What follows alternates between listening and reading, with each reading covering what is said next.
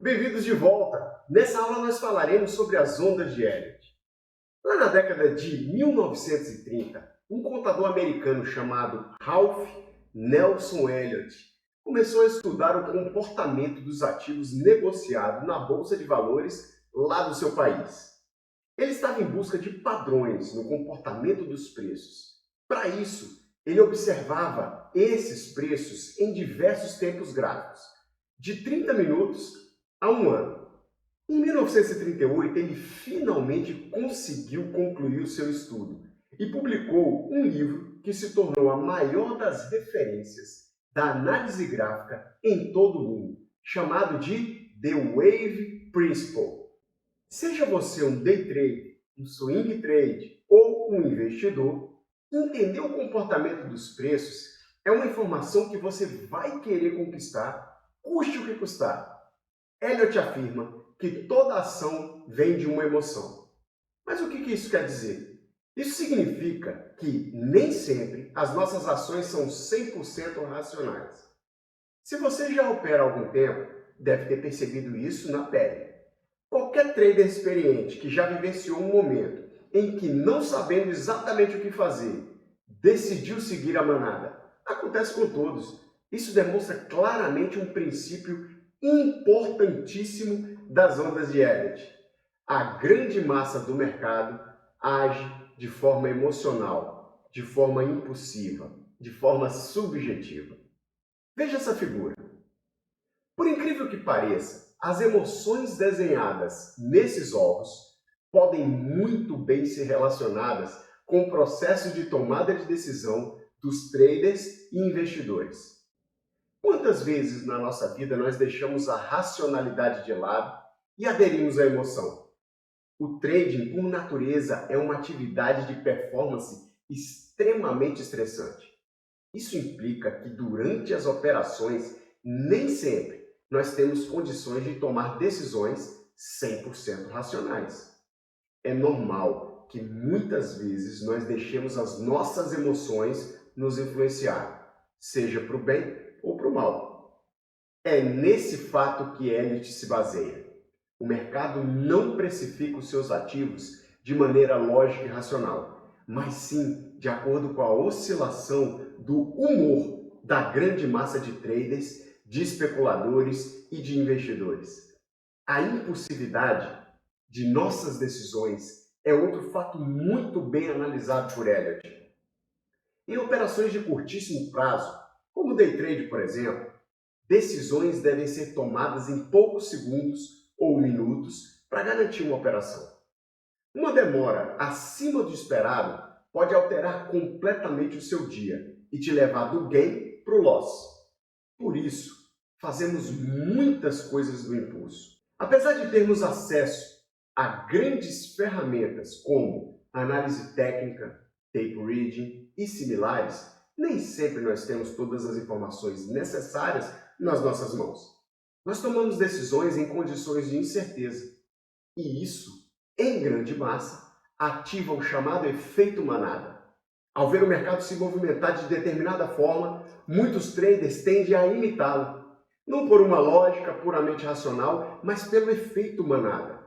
Nossas decisões também não são objetivas o tempo todo. Isso nos faz aderir ainda mais ao efeito manada e muitas vezes seguir cegamente o mercado. Esse princípio resume os outros dois. O fato de nossas decisões serem baseadas muitas vezes na emoção e na impulsão torna o mercado subjetivo, alternando-se conforme o comportamento humano. As ondas de Elliott possuem características muito bem definidas, sendo compostas por ondas impulsivas e corretivas. O ciclo de impulsão que eu falarei agora é composto por 5 ondas seguidas do ciclo de correção, que é formado por outras 3 ondas. Eu vou mostrar na sequência. A onda 1, que você pode ver aí na figura, consegue ser identificada quando o humor do mercado está em baixa. Pode representar o início de uma possível reversão de uma tendência de baixa, o que torna essa onda bem arriscada de ser operada. Durante a onda 1, os grandes players tendem a se posicionar e esperar pela confirmação de um pivô, que normalmente se dá a depender da resistência. Não se preocupe, quanto a pivô, mais para frente nós vamos ter uma aula prática onde eu vou desenhar para você alguns fundamentos que vai te ajudar bastante nas suas operações no dia a dia.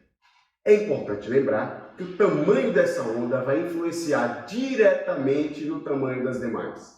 Então, é bom ficar de olho, mesmo se não for operar logo de cara. A onda 2 acontece quando o mercado começa a reverter suas posições. Nesse momento, a onda é capaz de reverter quase a primeira onda inteira, sem nunca se posicionar abaixo do nível de partida da onda 1. Ou seja, não pode perder o fundo da onda 1. Muitos enxergam essa etapa como uma correção, mas na realidade pode ser um indicador de que vai haver uma alta em sequência. Na onda 3, os movimentos são mais rápidos e rumo à alta. Existe maior volume de operações, maior otimismo, por isso costuma ser a onda com maior expansão entre todas. Para nós, que somos traders de tendência, é a principal onda a ser surfada. Nela, o pivô já foi confirmado, então existe grande pressão. Já a onda 4 é uma das mais difíceis, se não a mais difícil, de ser realmente identificada. Ainda é sinalização de um mercado de alta, mas o volume já não é mais o mesmo. Pode trazer alguns riscos. Então, é mais recomendado para investidores experientes. Na onda 5, apesar de existir uma alta, o seu volume é consideravelmente baixo. Nesse momento, os indicadores começam a divergir entre si.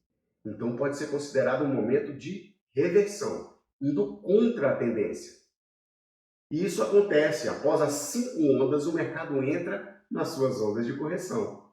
A onda A marca uma queda, com uma forte baixa no preço do ativo. Entretanto, nesse momento, o mercado pode muito bem acreditar que é apenas uma correção do ciclo de alta anterior. Isso ocorre pois ainda não há um forte sinal de reversão da tendência. A onda B representa um período de alta, com um volume consideravelmente baixo. Essa onda pode ser confundida tanto com uma correção quanto com a onda 4, por conta de algumas semelhanças que as duas têm. Entretanto, ela traz um risco considerável, muito por conta do baixo volume. Para nós, essa onda é muito importante para operar justamente a reversão da alta. Por conta do baixo volume, nós não acreditamos que vai haver um rompimento. Então, eu vou te ensinar mais para frente as entradas que você vai fazer nessa onda. Já a onda C confirma uma nova tendência de queda, ou seja, ela forma um pivô de baixa que tem os seus alvos e muitas vezes nós operamos e surfamos até o alvo. Ela pode ser prevista a partir da análise da divergência dos indicadores. Eu sei, tá? Que pode parecer muita informação. Nosso objetivo não é que vocês fiquem contando ondas. Com o tempo de tela, essa noção dos principais pontos a serem operados vai ficar mais claro para você. Mas eu gostaria que você gravasse essas 3 regras de ouro das ondas de Elliott. A primeira delas, olha a figura ali, ó. Se a onda 1 iniciar em determinado patamar, a onda 2 sempre vai fazer um fundo mais alto. Se a onda 2 fizer um fundo mais baixo, a onda anterior não vai ser considerada a onda 1. Trocando em miúdos, significa que a onda 2 nunca pode perder o fundo da onda 1. A segunda regra é que a onda 3 nunca é a menor entre as ondas 1, 3 e 5, que são as ondas de impulso. Geralmente ela é a maior em quase todos os ativos. Isso, então, se acontecer de você constatar que a onda 3 é a menor dentre essas ondas, houve algum erro na sua contagem, pois isso jamais vai acontecer. A última regra é que a onda 4 nunca pode entrar na área da onda 1. Normalmente, a onda 4 corrige aí até 50% ou um pouquinho mais da onda 3, tá bom? Dá uma olhada em um gráfico de um dia de operação e dá uma olhada nessas ondas que nós encontramos nesse dia. Veja a perfeição. Aí nós temos as ondas 1, 2, 3, 4, 5 e a sua correção, ABC. Se você treinar os seus olhos, você vai saber exatamente quando operar na compra e quando, dentro do dia, mudar o seu olhar para a venda, quando perceber que o mercado já entregou suas 5 ondas. Aliado às ondas de Elliott, nós temos a principal ferramenta que nós utilizamos no Meta 2.0, que é o famoso Fibonacci. Talvez você já tenha ouvido falar.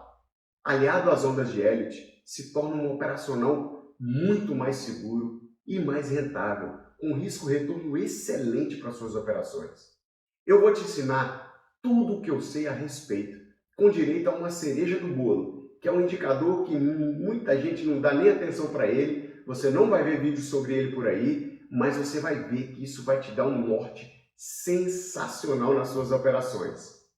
Na próxima aula, nós vamos falar então do Fibonacci e da sua aplicação no nosso dia a dia como traders. Eu te vejo lá. Até logo!